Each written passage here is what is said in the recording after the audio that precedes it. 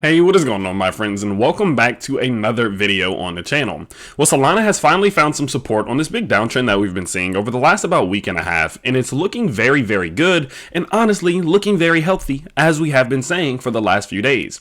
Now, of course, as this fall has been happening, a lot of people have been panicking that this was the end of Solana, that they were having blockchain problems, and since there was such a big run-up and it was too overhyped, that they would see a big crash back down to $30, and Solana was done forever. But what we're seeing right now, of course, is just what we said that we would, is that we finally were coming back down to retest some of these support levels and to try to establish some support before attempting to continue back upwards with the market if it's going to do so, or before coming back down to find some lower down support levels. Okay, we can see that that is exactly what's happening, that the price is coming back down from this extension to find support. The reason we can see that is because of how clearly it established support on its 20-day EMA. Had the price absolutely smashed through this, we would be able to tell at that point that this was a very unhealthy fall downwards and that this was more of a crash than some type of healthy correction or retracement. And so with the support establishment that we're seeing at the moment, that is a very good sign for the long-term health of Solana.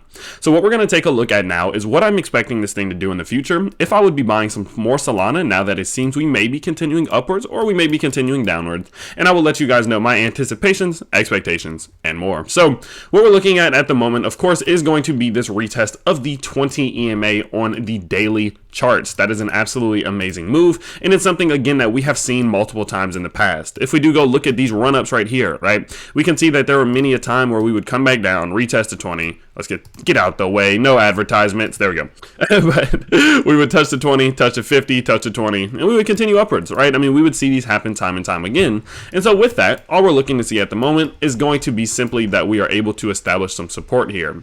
Now, the way in which we will be able to tell that support has been established is going to be our three big steps. So what we're going to do in order to see these big three steps is we need to go to our 4-hour charts and we need to turn on our Bollinger Bands. Now we'll just go ahead and get rid of the EMAs for now. So of course, step number one is always going to be the recovery of this 20 simple moving average on the 4-hour charts again, because as you can see, as we did gain a lot of this momentum as we were going up, this was a key level of support. This is going to be a very key level of support. And to remember, once you lose that key level of support, it tends to act as resistance. Of course, that's just how charting works, right? So whenever we are able to clear that 20 simple moving average, this key line of resistance, that's a great sign that we may be looking at some type of reversal in momentum, or we can start to look for our steps to continue the uptrend, right? And so the fact that we have now completed step number one is a fantastic sign. What would be optimal is that if the SMA does something like that, and then the price comes back down to establish support and continue upwards, that would be beautiful. But even just this clearing right here is a great first step that we can then go ahead to start look for step number 2 and step number 3. So step number 2 is going to be on the Gaussian channel, again on the 4-hour chart, so we can hide that Bollinger Band. There we go. And what we can see is that we are approaching our mid-channel line on the 4-hour chart Gaussian channel. Now this is another key indicator of whether or not we are looking at some type of bullish reversal or bearish reversal, depending on what side we're on. But of course, in this instance, we're looking to see it clear that. So step number 2 right now is, as you can see, for the last couple days on the 4-hour charts, we've been falling out of this Gaussian channel. We have now finally been able to recover back within it, and so since this is a key level of support on the way up, we want to see that this key level of resistance while we're under it gets cleared, as again that is another fantastic sign that we may start to work our way up. Now as you can tell, this is not going to be the final step. There is one more step, and that is going to be again the then clearing of the 0.786 off of our swing high up here to swing low Fibonacci retracement. So you're going to draw Fibonacci from this high down to this low, and it will give you this 786 to 618 level in which we need to clear. This is going to be the final confirmation that I would absolutely must see before being willing to buy any more Solana or be confident that the price is going to continue upwards. We absolutely must see these two happen in congruency. We want to see the price clear this center line, this mid support line or resistance line, of course in this instance, on the Gaussian channel, and we then have to go up to clear that 786. If we just clear this midline, that's not enough confirmation for me to personally believe this is going to continue upwards. We absolutely must clear the 786. Now there's a few examples that I can show you of when we have seen moves like this. So what we can do is we can kind of take a look at what happened back here, right? So we came back up, and as we did start to see, the price starting to fall, we fell out of our Gaussian channel, right here, boom, crashed out of it. We recovered it. We recovered that center line, which is step number 2. We were then able to work our way back above it, establish some support, and continue upwards. So at this point, we had then cleared out 2 steps and were waiting for step number 3 to be complete. Well, then we saw that clearing and the coming back down, of course, to establish some support. So I'd probably put a buy in here with a stop loss right at our 0.5. We then saw the price go ahead, establish some support, continue upwards, and from there, an absolutely amazing move. Okay, now we can look at multiple examples in which this was also in effect, right, when it didn't necessarily work 100% because we didn't clear all of the steps.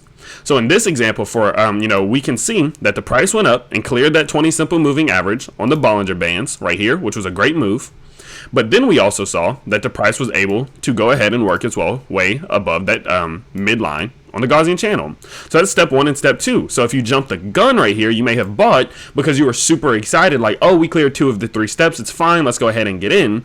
But then you can see that if we go swing high down to swing low, we came in, and if I just kind of get this off, we came into resistance right here at the 786 to 618. We never were able to clear it, finish step number 3, and with that, it caused the fall, a more continuous fall from that point forward. And so that's the reason why we look for that final confirmation at the 786, because we can see step number 1 and step number 2 happen, and then the price go back down to falling. We absolutely have to see step 1, of course, Bollinger Bands, again, the clearing of our 20 simple moving average on the 4-hour. Step number 2 is then going to be the Gaussian channel. We want to see that midline get cleared.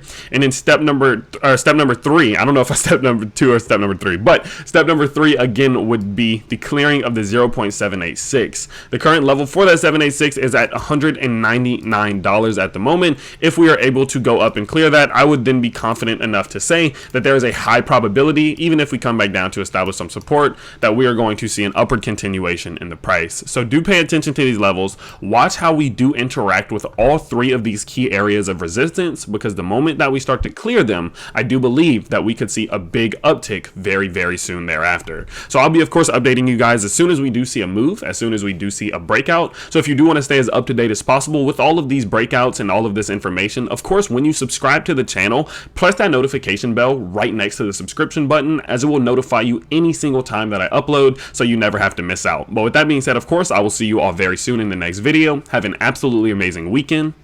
Peace.